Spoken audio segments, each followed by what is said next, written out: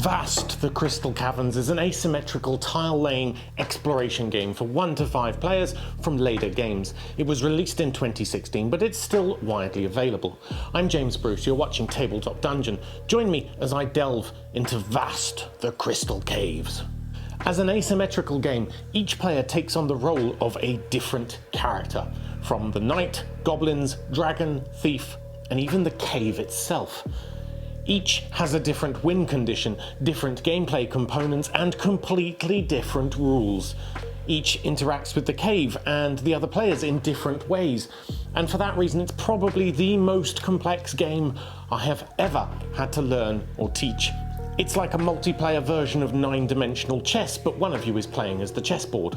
The knight's objective is to slay the slumbering dragon, which she does by exploring the cave, leveling up, collecting treasures, and hopefully stabbing the dragon a lot before the goblins get her, or before the cave collapses. The dragon wins by waking up and escaping the cave. It sounds simple, but when you've been asleep for thousands of years, it takes a while to regain your energy, and you'll need to eat plenty of goblins in the process. The dragon plays underground, away from the cave level for the most part of the game, but it's not completely protected down there, and eventually it'll need to come to the surface and run out of the entrance. The goblins win by killing the nasty knight. They are numerous in number and constantly shifting in abilities, with a variety of monsters in tow, running in for sneak attacks before scattering into the darkness again. The cave is an entirely more curious role to play, and essentially it acts like a timer, a balancing force, a winner by default if someone else hasn't won yet. Technically though, the cave wins by first expanding as fully as it can, laying out a full network of cave tiles, then collapsing, until 5 crystal support columns have been removed from the board, at which point it fully collapses, burying everyone else alive, and finally being able to embrace the long silence. Now there is a 5th character, the thief, which is something I haven't played with because it's kind of a 5th player option, though you can swap it in and out and include it in other 4-player or 3-player games. That would be considered a variant. The thief is a kind of anti-knight hero, cursed to live forever, or rather die endlessly within the cave walls, and he wins by amassing enough treasures and dragon gems to finally break the curse. Like the goblins, the thief sticks to the shadows, has a little more freedom to navigate the cave, and performs sneak attacks and pickpockets from anyone and anything. So firstly, I would like to give a very brief overview of how the main 4 characters play, because the mechanics of each role are a huge part of this game, given how different they are.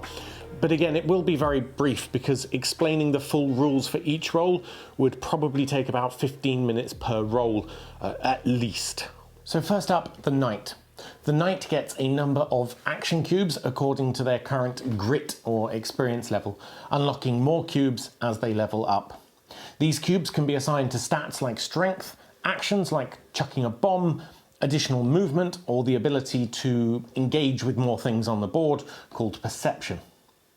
Each tile they interact is considered an encounter, and an encounter consists of doing all the things on a particular tile. So she can enter and reveal a tile, resolve an event, take a treasure token as one encounter. Then she can assign cubes to the encounter stat to do more if she wishes. The knight can only move around lit areas of the cave up to their movement value, or explore dark tiles as an action. And she follows usual physics rules in that she can't walk through walls, but does have a few bombs she can use to blow them up, or ancient maps to find secret holes. She can also smash crystals, take treasure, be ambushed, etc. Goblins consist of 3 tribes, each of which has a special skill or attribute, but I won't go into detail on those. Each tribe has up to 4 population, which determines their current strength, and the population increases at the start of each turn according to a random card that you draw. The population will decrease whenever a tribe scatters, which happens either because it was attacked or because it itself has attacked successfully. If during the population stage a tribe would become overpopulated beyond a 4th population disk, then the goblin player must choose a tribe from the cave to scatter immediately, or from the player board if there isn't one currently revealed. Once the population change is dealt with, the goblin player may also receive a number of monster or secret cards. Monsters can be added onto a tribe to enhance their ability, while secrets are special one-off chance cards. Every turn, each of the 3 tribes can move and act if they're on the board, though the only action they can take from the player board is to reveal themselves onto the cave map in a matching dark tile, or to stay in hiding and ready to ambush. Once they're on the map, they can move any number of tiles in any orthogonal direction, both through lit and dark tiles, with the caveat that for every 2 lit tiles they move through, they're going to lose 1 population. Some of the goblins just wander off, I guess. So they're best sticking to the shadows. To attack the knight, they simply enter the same tile as the knight when they have a higher strength value. They do a damage and then they scatter. Scattered tribes lose 2 population and return back to the player board. The dragon is probably the easiest character to play. It uses cards to determine which power it can perform, as well as a dragon dice which shows a pattern of affected tiles if a particular action calls for it. The number of cards they get each turn is determined by their current wakefulness level, and unused cards are not carried over, so a fresh hand of cards is drawn each turn. Their wakefulness can be improved by collecting treasure, eating goblins, or revealing event tiles, amongst other things.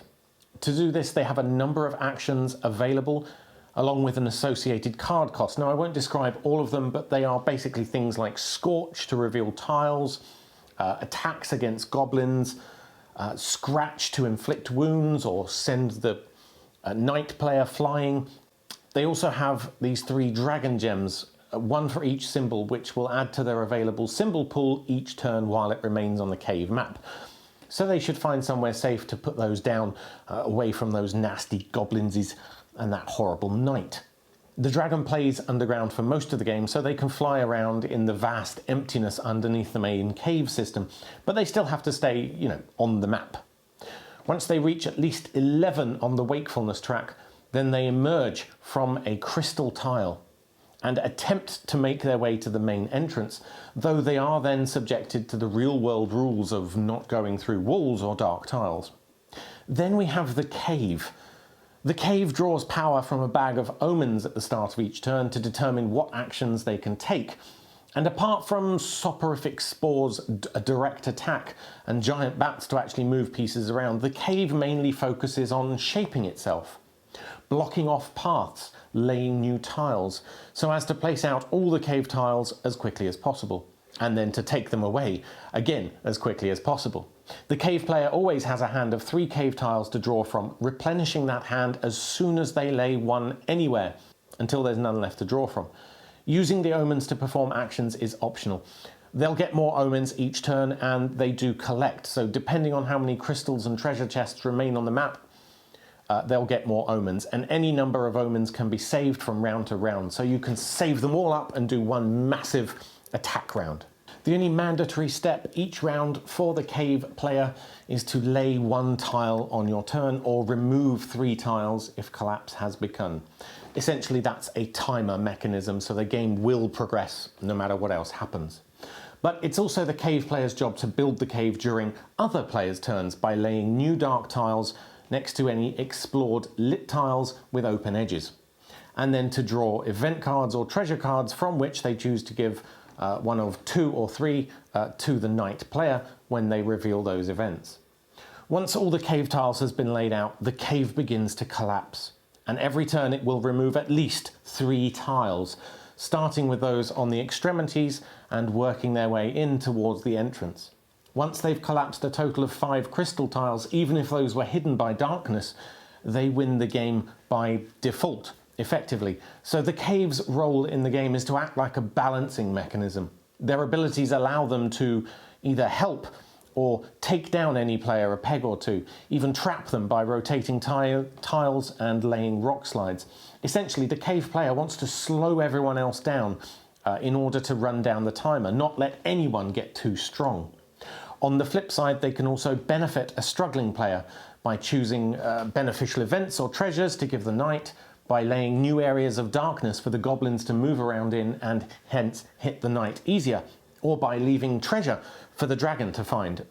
So that's the core roles in the game, and I hope that gives you an idea of just how asymmetrical this game really is and why it's so incredibly difficult to teach it to new players. It took us a good hour or so just to go over the rules, and even then During play, we spent a lot of time pausing and referring back to them during the game. I would strongly recommend that as the head of your gaming group, you should be intimately familiar with the rules. This isn't something you want to, get out and learn together. It should be something you can teach everyone else. And if that person is you, you should also take on the role of the cave so that you can be an effective balancing force for anyone perhaps struggling.